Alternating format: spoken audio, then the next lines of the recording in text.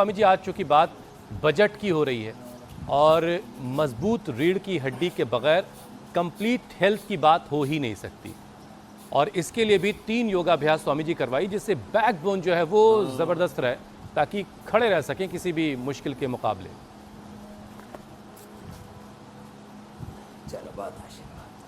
हाँ, तो देखो, मजबूत रीढ़ की हड्डी के लिए वैसे तो अर्थव्यवस्था भी हमारी रीढ़ की हड्डी होती है, तो अर्थव्यवस्था हमारी सुदृढ़ रहे और सबके पास अर्थ हो, सब समर्थ बने, लेकिन अपनी रीढ़ की हड्डी, देश की रीढ़ की हड्डी देश की अर्थव्यवस्था है, देश की कर व्यवस्था है, और अपनी रीढ़ की हड्डी में 33 वर्टिब्राजन को ठीक रखने के लिए एक तो ये उष्ट्रासन है, और देखो उल्टे लेट करके ये मकरासन से शुरू करके भुजंगासन, और भुजंगासन साइड में हाथ रख करके दोनों हाथ थोड़ी के नीचे रख करके हौले हौले ये, और फिर मरकटासन। ये 3 अभ्यास कर लिए ना, उष्ट्रासन, भुजंगासन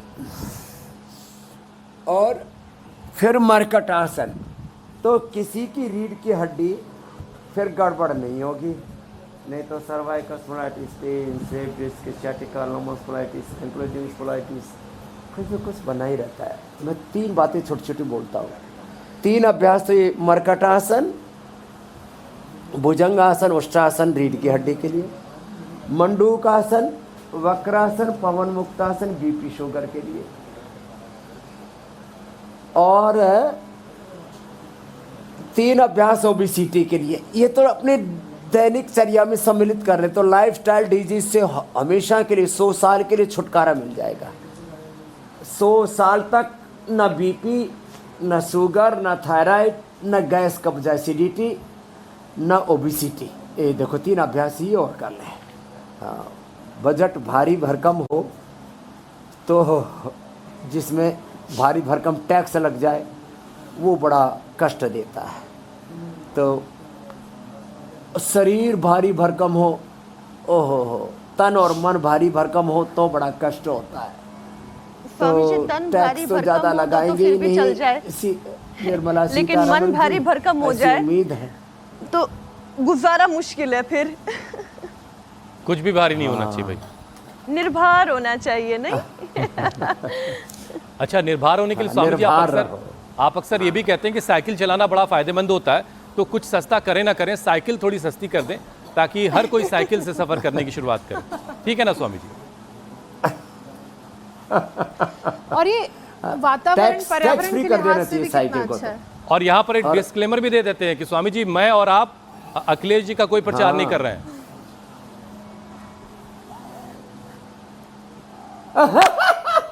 ये राम राम राम, आपका दिमाग कहाँ कहाँ चला जाता है, बड़े तेज हो गए हो आप संजीव।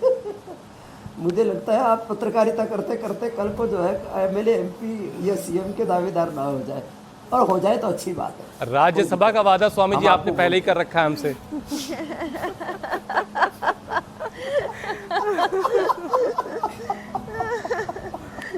ये शॉर्टकट से डालना चाहते हैं।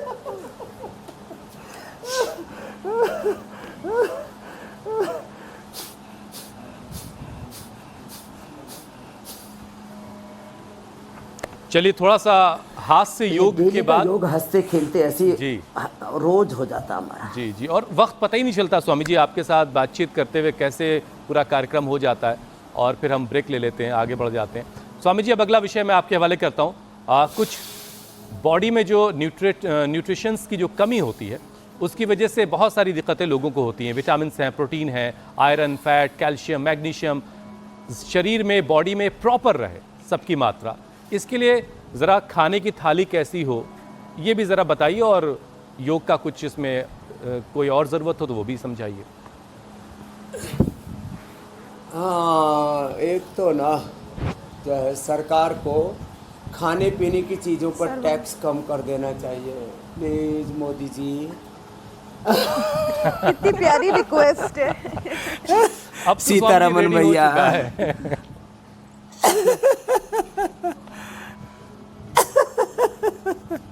तो खाने पीने की थाली का बजट ठीक रहना चाहिए और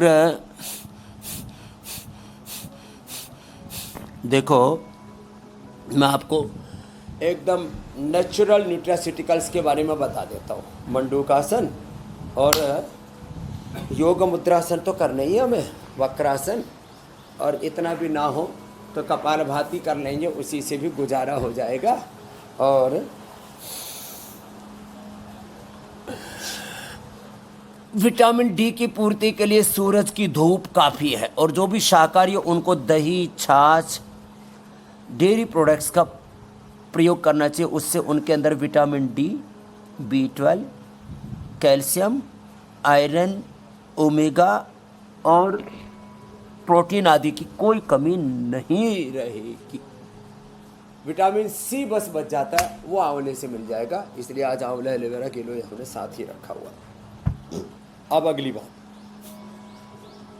विटामिन डी के लिए हमने न्यूट्रेला डेली डी तो दिया ही है, और डेली एक्टिव जैसे बता रहा था हमारा बालक गुंजेश, वो तो चलो रेडीमेड है।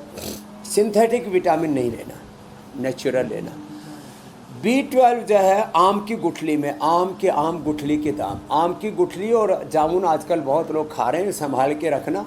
आम की गुठली, उसको उसका बीज अंदर का जो गिरी है उसकी निकाल के और उसको धूप में सुखा लेना। फिर हल्का सा गाय के घी, नारियल के तेल, गाय के घी, नारियल के तेल या सरसों के तेल, जहाँ जो तेल खाया जाता है, उसमें थोड़ा सा हल्का सा उसको जो है फ्राई करके या उसको तो हल्का सा सेक करके, रोस्ट करके, उसमें फिर जो है सेंधा नमक डाल के रख लेना।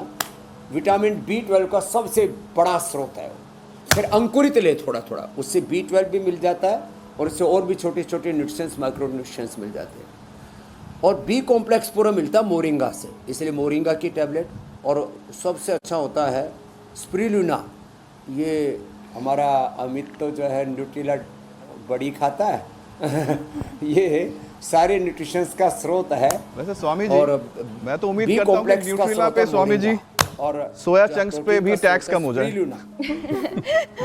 नहीं, खाने पीने की वस्तुओं पे तो वैसे भी टैक्स कम होने की उम्मीद मेरी स्वामी जी, सभी मेरी मिडिल क्लास रुचि परिवारों को तो है। सोया, जिसको पसंद है ना उसमें सोया परी परी है न्यूट्रिला। घी, तेल, नमक, आटा, ये चीज़ों पर तो बिल्कुल बाकी स्वामी जी। ब्रेड है, बिस्किट है, उस पर जो टैक्स है खास उसकी हम तौर बात पर नहीं कर देखिए रहे। अब ये लेकिन मौसम जो ऐसा मूलभूत है जब चीजें हैं, सब्जियां उस पर तो महंगी टैक्स है, कम होना ही तब हम सरकार से ये उम्मीद तो कर ही सकते हैं कि कम से खत्म कम हो खाने जाने पीने चाहिए की उस चीज़ों पर से टैक्स वो जितना कम कर सके उतना आम आदमी के लिए अच्छा है। और इस बारिश के मौसम में तो वैसे भी सब्जियों के दाम बहुत तेज और हो कुछ जाते हैं। पर तो हटा ही देना चाहिए। टमाटर स्वामी जी शतक लगा रहा है, और लहसुन आप प्याज की बड़े लकी हैं, आपको शतक वाली बात पता है। मैं तो ऑनलाइन ऑर्डर करने के लिए जैसे मैंने कार्ट खोला 150 रुपए किलो, मैंने कहा बिना टमाटर के भी काम चल सकता है क्या